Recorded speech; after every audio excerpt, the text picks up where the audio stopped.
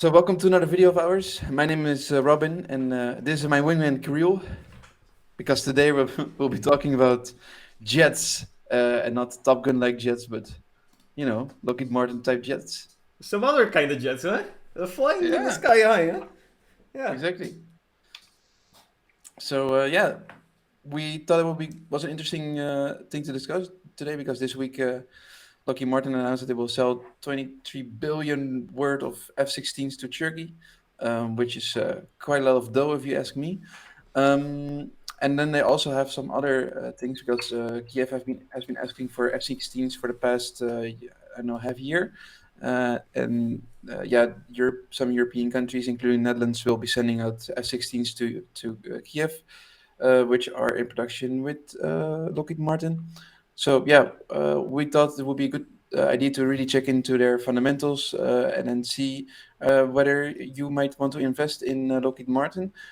Just as a disclaimer, Kirill and I are located in NL, and we cannot invest in these kind of companies due to Dutch regulations. But yeah, we thought it would be interesting to check it out nonetheless, and then have this information out there for international viewers. Yeah, and another disclaimer, I'm also coming from Russia, so let's say this topic is rather sensitive, more or less. But at the end of the day, if you're on the stock market, you're here to make money. And oil companies are as filthy as, Lockheed Martin or any other ones. So uh, money is money, and this is one of the options you can trade. And if you're willing to dive into it or you consider getting into that, you're still able to, especially if you're an American investor, most likely. So, yeah, let's get into it. Yeah, let's do it. Okay. As usual, business as usual. We just pop up our lovely sheet, soon to be an app, and we just plug in LMT in here, and yeah, we can already see some nice stuff. To be honest, filthy nice stuff, huh? Return on invested capital of almost 30%.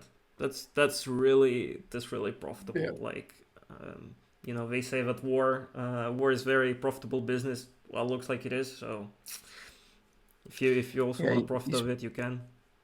exactly. Yeah, especially now, right? There are so many conflicts going on, and we touched upon this during our podcast last week when we talked a bit about Boeing. But yeah, it costs money to go to war, and there are people who profit from it, like off of it. So, and Lockheed Martin is definitely is one of those. Yeah. What else can we see here, Kirill? So they pay up a dividend of 2.95%. Yeah, which is actually not bad. Let's say it's like, let's say it would cover up your inflation expenditures, so that's not bad. But the pay ratio 44% is also right, and the good thing is the P ratio is still not that big, Yeah. 15% comparison to the, let's say, the FANG stocks, Apple, Microsoft, Metas, which are just going crazy. You're not paying too much, just to purchase one share, so that's also not bad to hear. And if we Yeah. go actually Okay. lower, you can see the all green check marks. Funny enough. Yeah. So we can zoom in on those, right? So they have in the past 5 years have grown their revenue. Again, with all these conflicts, no surprise there. Been growing net income, free cash flow. Their long-term debt's also covered by the free cash flow, meaning that if they needed to, they'll be able to pay off their debts, basically. Not thinking that, I mean, Lockheed Martin is such an institution needed by the American government, I presume. So I wouldn't be too worried there, but they would be able to pay off some debts if things get shaky. They're also not diluting you, but they are buying back shares and at a quite substantial rate, 3% in the past 5 years, which is quite a good number. Yeah, And yeah, been growing the dividend also considerably. Not let's say double-digit growth, but still around 5%. It's quite decent. because it's already well established firm. So for them, let's say they're already hitting the 44% payout ratio for dividends. So it's not like, let's say, Meta, where they said like, oh, we're gonna pay dividends soon, and then the stock skyrocketed freaking 20%. No. This one is more of a rather like a stable company. Yep. As long as, let's say, the America first thing is still gonna be there, Lockheed Martin is probably also gonna do well. Yeah. because yeah, US has to, let's say, it might sound a little bit tricky, but they, if they want to keep the democracy in other countries, they need companies like Lockheed Martin to Yeah, support it. So yeah, for sure. that's the thing. All right, so let's dig deeper into it. Mm-hmm. So you had, as we said, revenue is quite stable, it seems as well. It has not been growing significantly, like year on year, but yeah, Yeah, if we go a little bit further for the revenue growth, it's rather marginal, right? So let's say 3% a year. It's not a lot, but if we consider the fact that the tensions around the world are quite rising, probably also the army expenses globally would also rise. So Lockheed Martin is also going to be in demand for its products and services probably. So it might go up. It might go up. yeah. So when we look at the statistics, so here for net earnings ratio, we want them to be around 20%, and they're not as high, but there's a lot of green, so we can yeah, check those out. So the interest expense ratio is also a bit on the high side, to be honest. Um, it's less than 10%, which is what you would be after, but it's still on the, yeah, more at the top. Let's say there are companies that have less interest expense ratio, but yeah, this is such a minor detail. R&D is still below 20%, which I find interesting, considering that they are in aerospace, yeah, just space exploration, right? Weapon development, and then they're able to keep this at a marginal, yeah, 15%. Yeah. That's quite good. You want this to be below 20%, and they're hitting that as well. Because it also could be the case with Lockheed Martin. Because I'm honestly not very like, I don't have in that knowledge and understanding of the business, right? But I could also assume that they just partner with external, R&D, army related companies who actually provide these kind of services at the higher cost. But that's not on the books of Lockheed Martin because they mainly do the manufacturing part of things. But that's again my assumption, and this is something for you guys to do as a part of your due diligence to understand what's behind it. Otherwise, I would say it's very good if they're able to keep their interest expenses so low while still keeping the return on investment capital so high. Just good for them. It's good for them. Yeah. So also their marketing is quite effective. I mean, they have huge government yeah, contracts, right? I mean, I don't know, Kirill, have you ever ordered an F-16 online recently? Well, I have a couple in my garage, but I'm Russian, so Right. that's quite normal. But no, jokes aside, you don't need marketing for these kind of companies. Yeah. If you need to get into dirty business, people will find you regardless. I guess so. That's why it Yeah. would also be quite strange if you're gonna see the banners and TV ads of Lockheed Martin, don't you think? Yeah, I think so. Yeah, I think these like percentages will go to like fairs around the world where they will just show off their new products, like events. Yeah. So maybe a bit of lobbying, you never know. Could be. Yeah. But this is probably some marketing expense they do not really disclose. I guess this is kind of like, let's Yeah. say, Yeah, of political course. part of these things. So that's the thing. Like, even though, let's say, from the investment perspective, it could be an all right company to invest in, right? At least looking at the numbers. But then again, all of this filth, which is all behind it, yeah, it might not be for everyone. So Yeah. Yeah, it's of course like you if you would be buying into some such of a company, you are sponsoring, right? You're trying to, or at least you're betting that the company would be doing better, let's say, and you would give them more capital to do so. but that's the thing. It's also goes the two ways, right? So you're, of course, if you would consider that as like, okay, if you invest in Shell, for example, you Mhm. buy or you sponsor, let's say, this fossil fuel extraction and all of these, not environmentally friendly way of doing things. Sure, but then also on the other hand, how many people are actually getting jobs in these kind of companies? It's thousands of people. And imagine Yep. if all of these people all of a sudden are gonna lose these jobs. It's also very gray area, there's nothing like black Yeah. and white when it gets to this either. So yeah, Yeah. All right. Well, that's of course for the viewer to find that that morality, let's say, yeah, and whether yeah, it will be yeah. worth it. So that's why All we're right. making So a filthy video today. yeah, A bit of a filthy one. for the depreciation, it's quite all right. I don't really mind depreciation that much. It's really not. Yeah, it's not that bad of an expense because it's tax exempted anyway. So around 10% is good. They score around 15%, so it's all right. Mm. And then the free cash flow per share outstanding has been growing steadily ever since. But So also probably, sorry to interrupt, probably also the reason why the depreciation is to gross profit margin is still okay is because back in the days, like in US and Europe, they didn't stockpile arms, right? Because they felt like, yeah, there's not going to be major conflicts going on. So that's why pretty much these kind of companies, they were just supplying these arms on demand, right? So they would just produce them and right away ship them. So not a lot of inventory would stay there. So that's why it's in between 13 to 15%. That's fine, but now it's probably going to be different because even European Union said that, yeah, we might need to bring our what's it called, defense budgets a little bit higher to start yeah, doing what it was with Cold War time. So yeah, dude. Yeah. In another talking about industrial complexes that everything needs to go to the military soon. yeah, because let's So say whole yeah, Russian, for example, economy, it already switched into the rails of like the army manufacturing. So all the yeah, the production facilities that used to do certain products, manufacture certain products, now they are shifting to the military equipment, military arms and all of that stuff. So yeah, yeah, yeah, crazy times. fun, isn't it? Yeah. What Wish it would wouldn't be call it only fun. only 1 year, like only one goddamn year, where everything would be just normal. No, there's gotta some stuff's gotta be happening somewhere. Yeah, of course.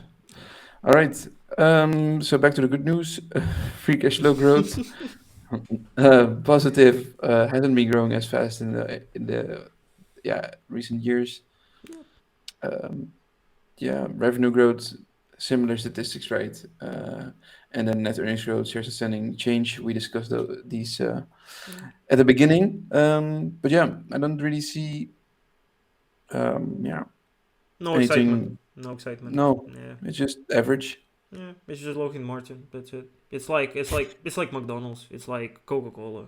I mean, but they just sell planes instead of cokes and burgers. It's but business from the business perspective, that's what I feel like. If I wouldn't know what companies in front of me, that's what I would feel like. So yeah. Yeah, And if we go further, let's say gross profit margin it's okay. It's not so high, but it's all right. Operating profit margin still same stuff.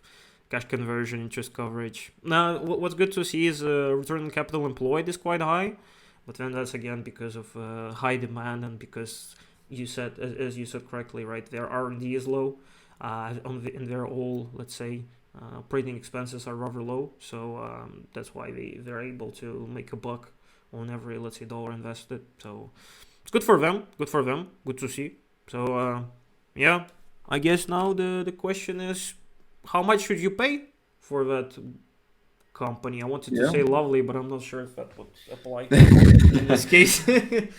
All right, so we can start with the future growth points. We do this in two ways. So Mm. either you can go to Lockheed Martin on Yahoo Finance, Yes, sir. and then What's it called? Wait, I'll just check real quick. LMT. Mm-hmm. Yeah. yeah, then you go to analysis, Mm-hmm. and if you scroll all the way down, it would give you the number that the analysts think it will grow, and then they say next year 6%, and the next 5 years per year will be 6.83%, so around 7%. It's not out of reach considering their average revenue growth and free cash flow growth over the years. It's quite in line. But we can check out your way, Kirill. So you would go to Yeah. stock analysis. So you could just do, let's say, just check on the previous year's trends. So for example, you can go just as Robin said to stock analysis, and then you can just do it in different ways. You can, for example, either do it using the cash flow method. So you just check what was the growth in terms of the cash flow for the past years. Now it's 20%, which is nice to Mhm. see. If we go, let's say, and check the revenue perspective, right? Just do the same trick. That's around 4%, so that's similar to what the analysts say. But I'm actually surprised a little bit because considering, let's say, the Taiwan situation, China overall, Russia, Ukraine, and you got the Middle East going on. I'm actually quite Yeah. surprised that they do not expect that to boil up a bit. So, Yeah. what do you But think? what will we say is a yeah? What should we do? Should we just put it at 7? We can just try around 5 and then see how it goes, right? And then we can always adjust. So this is, let's say, if we check from the perspective of history, this is our historical averages for the company. That's fine. But then again, for you, if you're an investor and you understand a little bit more about these kind of companies in this sector, right? You might be willing to change that maybe to the higher side. But we're just, let's say, the average Joe um, in here in this case. Yeah. Um, P ratio. PE. Yes. So in this case, we'll just go to macro trends. Also, just to do the same, just to check what the averages were for the past a few years. So it was as low of 11.5% and highs of 40. Wow, that's really interesting. What was happening in 2017 there? Yeah. So, but Um, do we want to take the average of the 5 year, or do you want to take everything? Because like, the we can see, right? But I would say something between 10 and maybe 25 would do. Let's say. yeah, Yeah. Will also work with you? yeah, for sure, man. For sure. Okay, good. A required rate of return. Do you want to do your lovely speech Yes, again? Let's yes. go. Let's go. Bring it So in. as per usual, we just stick with around 12% because when you invest in an ETF or an index fund, you on average expect 10% rate of return. But because you're stock picking, you want to have high returns, and there you go, 12%. You can adjust it as well if you want to make more money on your stock picking endeavors, or you think there's a bit more risk attached to the stock. You can increase or decrease as you go. For the discount rate, we keep this at 12%, and for the margin of safety, this is something that has to do, for example, with your risk tolerance, your age. Because when you're young, for example, you can recoup losses, so you can have a low margin of safety. Whereas when you're older, you don't want to lose all your money on one bet, and you can have a higher margin of safety. So that's it. That was my That's speech. like your mantra. Like, is it Yeah, somewhere in it is. here? You like saved it It already? is. But yeah, exactly. Um, Um, yeah. So for the margin of safety, yeah, I think we can keep this at a steady 20%. I don't think that there's a lot of risk involved with this company, to be honest, especially considering the next years. Yeah, like that's the thing, depending on the timeline you're talking about, right? Because if we say like in the upcoming 5 years, that would probably not gonna be affected because US is still the dominant economy in the world, and politically speaking, they're also very powerful, right? But then you can still see these shifts in terms of like, the power distribution in the world because more countries are leaning towards China, Middle East doing their own thing, Saudi Arabia, Arab Emirates. So depends. But if I would be thinking, let's say I would keep the the timeline of 10 years, but then I would also increase the margin of safety to let's say 30%. Yeah, so I would agree with you on that one. All right. Yeah. Shall we do that? Yeah, let's do it. Yeah. Okay. So shall we do 10 years maybe then? 10 years, 30% safety, margin of Yeah. safety. Yeah. Yeah. Let's do that. Okay. And what do we got? A little bit pricey, huh? Yeah. It's quite overvalued. Yeah, but also let's say if we assume that the growth is gonna be the same of about 5% a year, right? If we're gonna let's say put even 7%, nah, 7% is not, but let's say marginal. Yeah, even 10% is gonna be close to the current price of $426. But then Yeah. again, your target buy price because of the high margin of safety is around $300. So it's as the company is pretty tricky, its valuation is also tricky. So unless you have some specialized knowledge and understanding of this industry, right, and you know way more than we do, then yeah, I would honestly not really touch it. Not even from the perspective of how filthy the business is, but also I have no clue what they're doing from business Yeah. perspective. So Exactly. yeah. All right. So where do we get the sheet? And hopefully, well, not hopefully, like soon to be web app. Dude, it's a matter of time only, you know. It's happening. It's already happening. That's a good part. The question is when, but we'll try to do it as soon as possible, of course.